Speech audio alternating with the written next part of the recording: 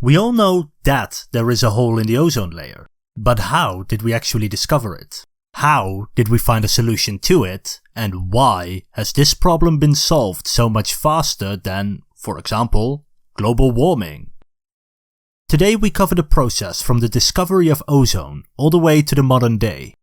I won't go into the detail on the science involved with the ozone hole, as this channel is focused on history, not so much on science. See? History. For the discovery of ozone, we have to go back nearly 2 centuries, to 1839, when a chemist noticed a strange smell after lightning would strike the ground. After identifying the chemical responsible for this smell, he named it ozone, after the Greek word ozone, which means to smell. Then in 1867, we discovered that ozone was a molecule that consisted of 3 oxygen atoms, and discovered it occurs naturally in the higher atmosphere. And up until this moment, ozone was just a curiosity in a chemistry book, without any real value to humans. But all that would soon change. The year is 1913, and 2 physicists decide to measure the light coming from the sun. So they set up some detectors and created a graph on how much of each type of light the sun was emitting. As you've probably learned in physics classes, humans can only see a small portion of all the light being emitted by the sun, and these physicists wanted to know how much light the sun was emitting in all the invisible types of light as well. And when they looked at the light spectrum from the sun, they found something very peculiar. There was almost no UVB light, with the B being there to distinguish from other UV light. Now, there are 2 possibilities for this. Either the sun doesn't emit any UVB light, or something was blocking the UVB light, and there was only one chemical known to absorb UVB light: ozone. And from previous experiments of the atmosphere, they knew that ozone was present in the atmosphere. So they discovered that ozone blocks UVB light from coming to the surface of the Earth. And that's good too, because UVB light is the specific type of UV light that gives you sunburns. So scientists thought it was something worth studying further. They spent 30 years, from 1928 to 1958, setting up a global monitoring system for the Earth's ozone layer. They would do this by looking at UVB light. If there was a change in UVB, then we'd know there was a change in the ozone in the atmosphere. So now we know ozone exists, we know there is a layer of ozone around the Earth, and we know it protects us from dangerous UVB radiation. But so far this was still just a curiosity without a lot of practical value. But this curiosity would soon turn into a global panic. But why was this so important? Why is it so bad to get UVB radiation? You see, UVB radiation causes cancer. If the ozone layer would disappear, then almost every living thing on the surface of the Earth would die. Not only people would get cancer, but also our pets, our livestock, and our crops. As people start dying and crops start failing, the global supply chain would collapse as famine ravages the world. Anyone who has not protected themselves and their food source from UVB light will die, and this green Earth will turn as barren as the rest of the planets in our solar system. Imagine Mars but with an ocean. That would be what the Earth's surface will look like. The problems became visible in 1976. Scientists were researching ozone and a new type of chemical called a CFC. CFCs are a type of chemical that is very durable, isn't poisonous to humans, and doesn't react easily with other chemicals. This made it perfectly suitable for various types of products, from hairsprays to refrigerators to asthma medicine. So they were big business. And these scientists discovered something very concerning. CFCs destroy ozone. But so far only in a lab. There was no evidence to suggest that CFCs would go into the atmosphere and destroy ozone there. So in order to discover whether CFCs were dangerous to life on Earth, various governments decided to spend money to research this problem. And this is where something interesting happened. Policymakers from countries around the world started trying to ban CFCs before they were certain whether it was dangerous or not. Better safe than sorry after all. But as I said before, CFCs were big business. So companies lobbied against any form of regulation, funded scientific research if they concluded CFCs were harmless, and one chairman went as far as saying that ozone depletion was a science fiction tale, a load of rubbish, utter nonsense. For years, policymakers would fight a slow battle against lobbyists and fraudulent science.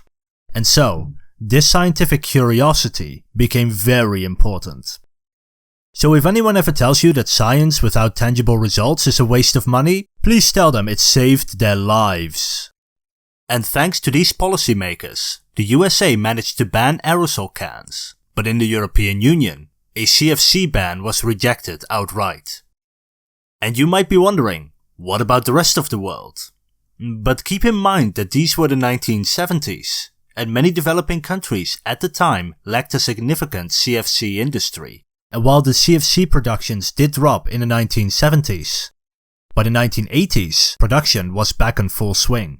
So in order to create a worldwide ban, 20 countries came together in 1985 to create a framework for negotiating future treaties for banning CFCs. But that's not all that happened in 1985. And for this we have to go to the British Antarctic Survey. They had just hired a new young graduate named John Shanklin. And being the new guy, he was given the task of processing raw data on the ozone levels in Antarctica from the past 30 years. At the time, all they had were some sheets of paper with handwritten numbers on them, without compiling the data together to give an actual amount of ozone in Antarctica. When he finished putting all the data together, he found something very shocking. This is what the data showed them. Ozone levels remained steady until 1981, but then sharply decreased in the following years by 10 to 20% per year. And there was something else that was very strange. The ozone levels were at their lowest during the Antarctic spring each year. As a result, the data you see about the ozone layer usually pertains to springtime ozone levels, showing the worst part of the year. And so in May 1985, one of the most influential research papers of all time was published in the journal Nature, and the news spread like wildfire. A hole had appeared in the ozone layer in Antarctica. Half of all the ozone was gone on the southern continent. And they were not the only ones researching this. That same year, in August of 1985, NASA announced that their satellites detected this same drop in ozone. But they had something the British team did not: satellite images.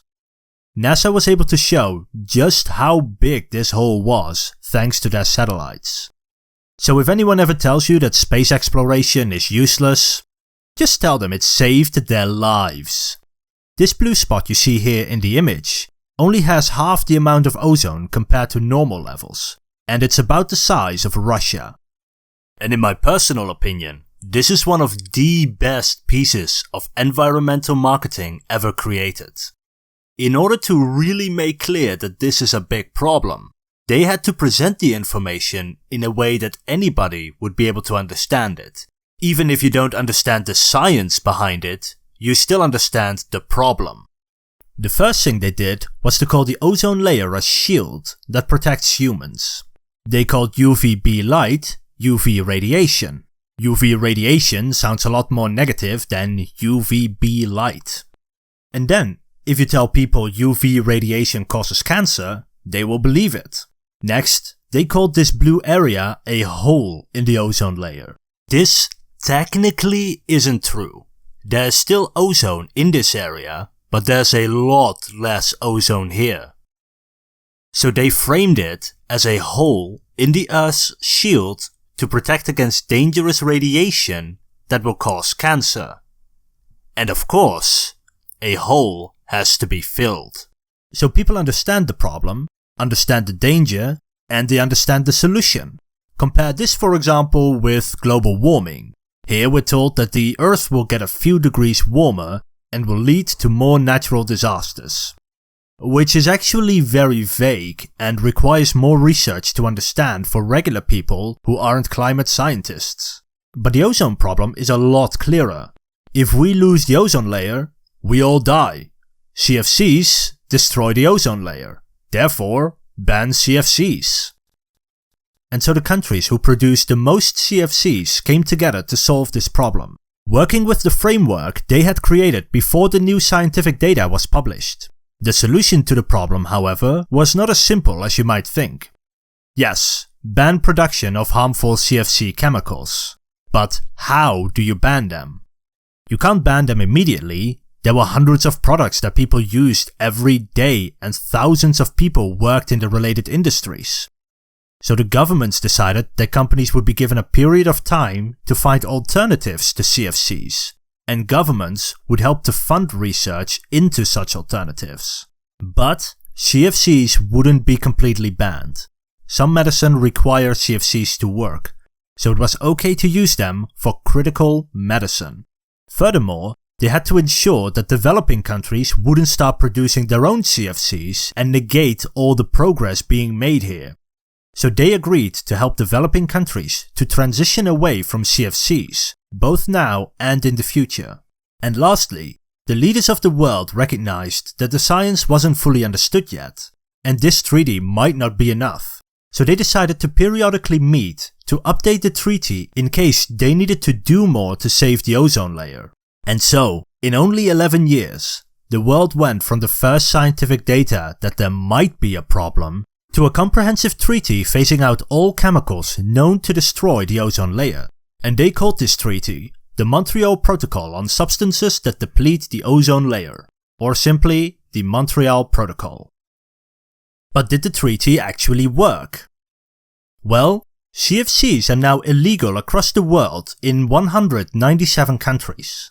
From Syria to Sweden, from South Sudan to San Marino, and from China to the Holy See. And this has had a noticeable effect.